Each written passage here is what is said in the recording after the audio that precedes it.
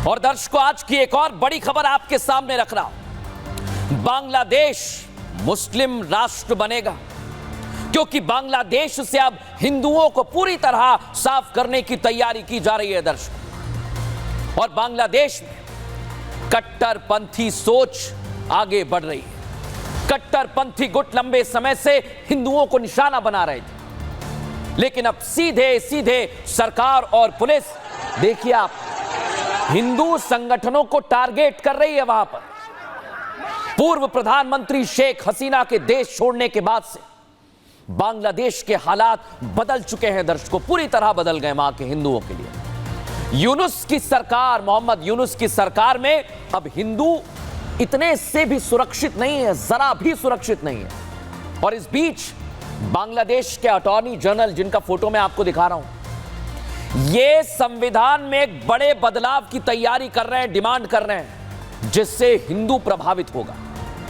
अगर इस मांग को मान लिया गया, संशोधन को मान लिया, तो बांग्लादेश में हिंदू रह नहीं पाएंगे, नहीं रह पाएंगे वहां पर। उन्हें मजबूरन वहां से भागना पड़ेगा, नहीं तो धर्म परिवर्तन करना ही उनके पास आखिरी विकल्प होगा दर्शकों। बहुत बड़ी बात कह रहा हूं मैं। लेकिन आज बांग्लादेश के अटॉर्नी जनरल का पूरा एक्सरे किया है। ये क्या मांग कर रहे हैं, ये कैसे हिंदुओं के खिलाफ आ गए दर्शकों, आइए जरा आपको बताता हूं। ये आप देखिए, मोहम्मद असदुज्जमान इनका नाम है। ये बांग्लादेश के अटॉर्नी जनरल हैं। संविधान में धर्मनिरपेक्ष, सेकुलर शब्द को हटाने की मांग कर रहे हैं ये, और देश की 90% मुस्लिम आबादी होने का तर्क दे रहे हैं। सोचिए जरा, कह रहे हैं कि पहले अल्लाह पर हमें भरोसा और आस्था थी, अब मैं चाहता हूं, ये कह रहे हैं जनरल, कि सब पहले जैसा ही हो जाए। बांग्लादेश के संविधान में अनुच्छेद 2A का जिक्र किया गया दर्शकों, यानी सभी धर्मों के पालन का समान अधिकार बांग्लादेश में मिलता है। लेकिन अब आर्टिकल 9 बंगाली राष्ट्रवाद की बात करता है। यह विरोधाभासी है, कह रहे हैं जनरल साहब। अब संवैधानिक संशोधन लोकतंत्र को दर्शाते हैं। इन्होंने अपनी बात तो रख दी है, यानी इनका कहना यह है दर्शकों, बड़ी बड़ी मोटी मोटी बात समझ लीजिए, कि बांग्लादेश में 90% मुसलमान रहते हैं, तो फिर बाकी धर्मों को अधिकार क्यों मिले। और बांग्लादेश के अटॉर्नी जनरल की संविधान से सेक्युलर शब्द यानी धर्मनिरपेक्ष शब्द हटाने की मांग सीधे तौर पर हिंदुओं के खिलाफ है। और किस कदर वहां माहौल खराब हो चुका है दर्शकों, वो मैं आपको दिखाने वाला हूं। ये आप देखिए, मोहम्मद असदुज्जमान कोर्ट में जस्टिस फराह महबूब और देबाशीष रॉय चौधरी की बेंच के सामने 15वें संशोधन की वैधता पर सुनवाई के दौरान यह मांग उठाई है। अब आप सोचिए, इसी बात से अंदाजा भी लगाइए कि बांग्लादेश में हिंदुओं के खिलाफ जहर किस कदर फैल चुका है, एक छोटी सी गलती की वजह से। बांग्लादेश का हिंदू खतरे में आ गया है दर्शकों।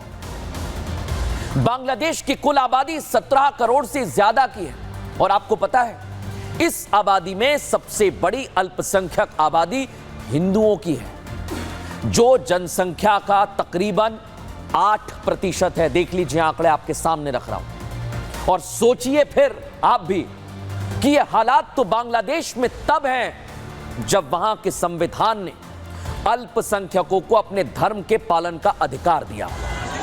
अगर ये अधिकार भी उनसे छीन लिया तो सोचिए क्या होगा, वो कहां जाएंगे। अल्पसंख्यक हिंदुओं के हालात आगे क्या होंगे, विचार करिए आप थोड़ी देर के लिए। और यही वजह है दर्शकों कि वहां के अटॉर्नी जनरल इस अनुच्छेद में संशोधन की मांग कर रहे हैं। भारत का पड़ोसी मुल्क, यानी भारत के पड़ोस में जितने भी मुल्क हैं, उनमें अब हिंदुओं के हालात बद से बदतर हो गए। और आज आपको बताने वाला हूं मैं कौन से मुल्क हैं, वहां पर हिंदुओं की हालत क्या हो गई है। इस्लामिक देशों में अल्पसंख्यकों की स्थिति बेहद खराब है।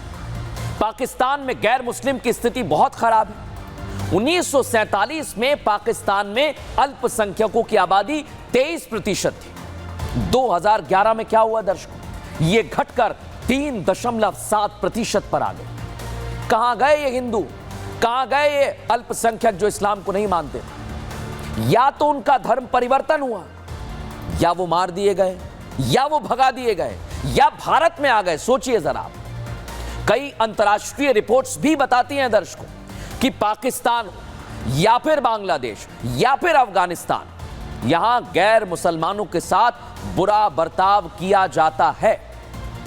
पाकिस्तान में अक्सर हिंदू मंदिर, सिख गुरुद्वारों पर हमले की खबरें आती हैं, हम दिखाते हैं। और अफगानिस्तान में भी सिख गुरुद्वारों को निशाना बनाया गया था। आपको याद है ना कैसे वहां पर हमारे सिख भाई भागे थे। अमेरिकी सरकार की रिलीजियस फ्रीडम की रिपोर्ट के मुताबिक, लिख लीजिए कहीं से, पाकिस्तान में धार्मिक स्वतंत्रता की स्थिति बद से बदतर होती जा रही है। वहां हिंदुओं की टारगेट किलिंग, ईश निंदा के मामले, जबरन धर्मांतरण और अल्पसंख्यक हिंदुओं के खिलाफ नफरत फैलाने वाली बातें बढ़ गई हैं। रिपोर्ट में तो अनुमान लगाया गया है कि यहां हर साल 1000 से ज्यादा लड़कियों का जबरन शादी के बाद धर्मांतरण करवा दिया जाता है। ये घटनाएं हिंदू और ईसाई लड़कियों के खिलाफ सबसे ज्यादा, उनके साथ सबसे ज्यादा होती है दर्शकों। और इन देशों में अल्पसंख्यकों को धार्मिक आधार पर प्रताड़ित किया जाता है। इसी कारण वहां से हजारों लाखों लोग भारत में आ गए, शरणार्थी बने हुए हैं। लेकिन अब क्या हो रहा है दर्शकों, बांग्लादेश में भी कुछ ऐसा ही हो रहा है और हिंदुओं के हालात वहां पर भी अच्छे नहीं रह गए दर्शकों। अब तो हालात बद से बदतर हो रहे हैं और हालातों को देखकर लगता है कि आने वाले वक्त में वहां पर सिर्फ मुस्लिम ही रह जाएंगे, क्योंकि बांग्लादेश में ना हिंदुओं को बख्शा जा रहा है, ना हिंदुओं के मंदिरों को और ना ही हिंदू संगठनों को। बहुत बड़ी बात कह रहा हूं मैं, इसका सबूत आज आपके सामने रख रहा हूं। इस्कॉन टेम्पल आप जाते होंगे, आपके शहर के आसपास होगा, अब तो उस पर भी बांग्लादेश में उंगली उठाई जा रही है। सोचिए आप, और ये सवाल कोई और नहीं बल्कि बांग्लादेशी पुलिस उठा रही है, जो रक्षक है। यानी बांग्लादेश की पुलिस तो हिंदू धार्मिक संगठन इस्कॉन को आतंकवादी संगठन बता रही है। सोच लीजिए अब कि मानसिकता में क्या चल रहा है। भक्ति जो करते हैं भगवान की, वो आतंकी कैसे हो गए, आज हमारा सवाल है। और पुलिस तो दावा कर रही है कि बांग्लादेश में जो सामुदायिक हिंसा हो रही है उसके पीछे इस्कॉन के सदस्य हैं। इसके पहले इस्कॉन के वरिष्ठ प्रचारक चिन्मय कृष्ण दास के खिलाफ भी देशद्रोह का मामला दर्ज किया गया था। ये वहां के हिंदुओं के हालात हो गए। चिन्मय कृष्ण दास पर राष्ट्रीय ध्वज के ऊपर भगवा ध्वज फहराने का आरोप है। जो बांग्लादेश का ध्वज है उसके ऊपर भगवा ध्वज, और इस ध्वज पर सनातनी लिखा हुआ था। बस यही गलती है। यानी इस घटनाक्रम ने बांग्लादेश में हिंदू संगठन और उनके अनुयायियों के बीच में चिंता की लहर फैला दी है कि आखिर उनका होगा क्या। और आप जानते हैं दर्शकों कि ये सब क्यों किया जा रहा है, क्यों आखिर बांग्लादेश से लेकर अब तक पुलिस तक और हिंदू वहां सबके निशाने पर आ गए। सरकार हो, पुलिस हो, सेना हो, हिंदू संगठनों के पीछे ये सब पड़े हुए हैं। इसके लिए रिपोर्ट तैयार की है, वो आपको दिखाता हूं।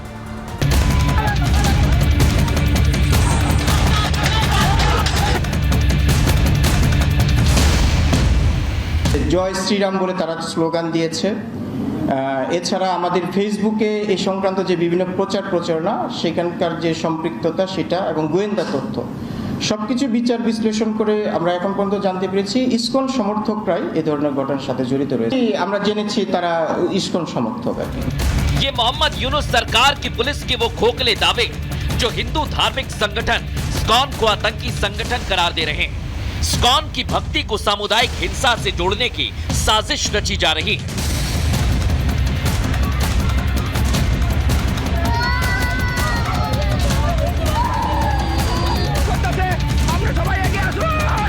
इस्कॉन पर आरोप लगाने वाली मोहम्मद यूनुस सरकार को हिंदुओं के खिलाफ हिंसा की ये तस्वीरें क्या साफ साफ नहीं दिख रही, जिनमें कहीं से कहीं तक इस्कॉन के सदस्य नजर नहीं आ रहे। दिख रहे हैं तो वो है कट्टरपंथी। बल्कि जब हिंदुओं पर अत्याचार किया जाता है तो इस्कॉन के भगवाधारी उनकी मदद करने आते हैं। बांग्लादेश में हिंदुओं के साथ मारकाट कौन कर रहा है, वो इन तस्वीरों में साफ दिख रहा है। इन सब के बावजूद बांग्लादेश पुलिस इस्कॉन को आतंकी करार दे रही है। देखा दर्शकों आपने, अब जय श्री राम कहने वाले लोगों को आतंकवादी बताया जा रहा है। सोचिए जरा आप, जो बांग्लादेश सरकार की तानाशाही सोच को उजागर करता है। लेकिन ये कोई पहली बार नहीं है जब बांग्लादेश में इस्कॉन को निशाना बनाया जा रहा हो। बांग्लादेश के चिटगांव में कट्टर इस्लामिक संगठन हिफाजत ए इस्लाम ने शुक्रवार की नमाज के बाद इस्कॉन के खिलाफ एक रैली निकाली। उसकी तस्वीर जरा आप देखिए। इसमें इस्कॉन मंदिर के जो भक्त हैं उन्हें पकड़ने और उनका कत्ल करने के नारे लगाए गए हैं। दर्शकों, ये प्रदर्शनकारी यहां पर जो नारे लगा रहे हैं, पता है आपको क्या कह रहे हैं? कि इस्कॉन पर अगर बैन नहीं लगाया गया तो वो आंदोलन करेंगे, सड़कों पर आएंगे। सुनिए जरा आप।